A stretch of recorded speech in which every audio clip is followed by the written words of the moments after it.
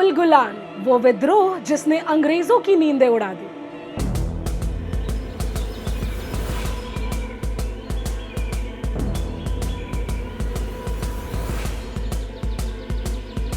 ये कहानी है उस दौर की जब जंगलों पर अंग्रेजों का कब्जा बढ़ रहा था, जब आदिवासियों से उनकी जमीनें छीनी जा रही थी, जब छोटा नागपुर के लोगों को अपनी ही धरती पर पराया बनाया जा रहा था। लेकिन उस धरती से एक आवाज उठी, एक ऐसी आवाज जिसने अंग्रेजों की नींदें उड़ा दी। उस आवाज का नाम था बिरसा मुंडा।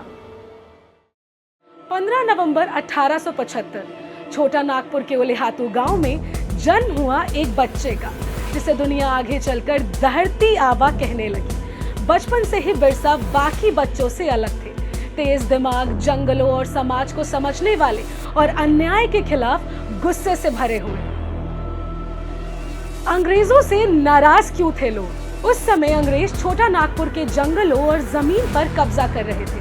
आदिवासियों से टैक्स लिया जा रहा था, जंगलों में जाने पर रोक लग रही थी और उनकी जमीन धीरे धीरे उनसे छीनी जा रही थी।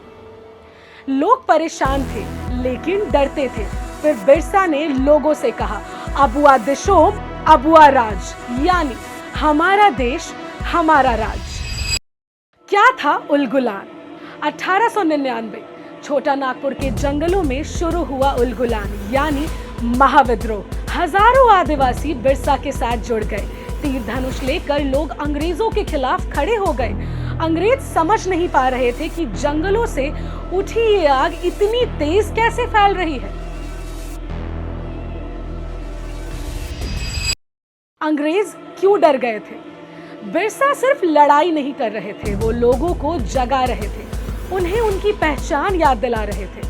धीरे धीरे उलगुलान अंग्रेजों के लिए सबसे बड़ा खतरा बन गया। फिर अंग्रेजों ने बिरसा को पकड़ लिया और 9 जून 1900 रांची जेल में बिरसा मुंडा की मौत हो गई। लेकिन उलगुलान खत्म नहीं हुआ। बिरसा चले गए लेकिन उनकी आवाज नहीं गई। आज भी झारखंड के जंगलों में मांदर की आवाज के साथ उलगुलान जिंदा है, क्योंकि उलगुलान सिर्फ एक आंदोलन नहीं था, वो पहचान की लड़ाई थी। अपनी जमीन, अपने जंगल और अपने अस्तित्व को बचाने की लड़ाई। न्यूज़ वेव झारखंड अब सिर्फ खबर नहीं, झारखंड को महसूस कराएगा।